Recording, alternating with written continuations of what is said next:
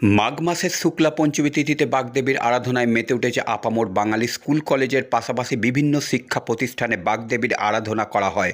2025 সালের সরস্বতী পুজোর তিথির দিকেই সকলের নজর রয়েছে। বাঙালির ঘরে ঘরে প্রথম বড় উৎসব এই সরস্বতী পুজো।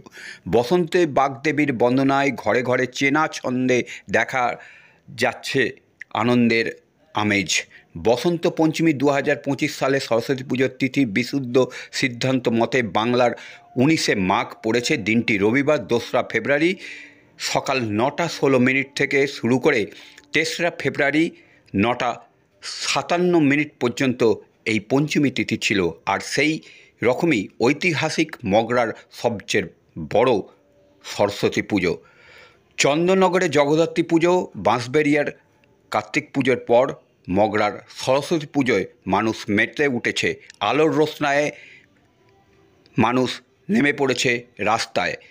প্যান্ডেল থেকে শুরু করে আলো দেখতে মানুষের ঢল নেমেছে মগরার রাস্তায়।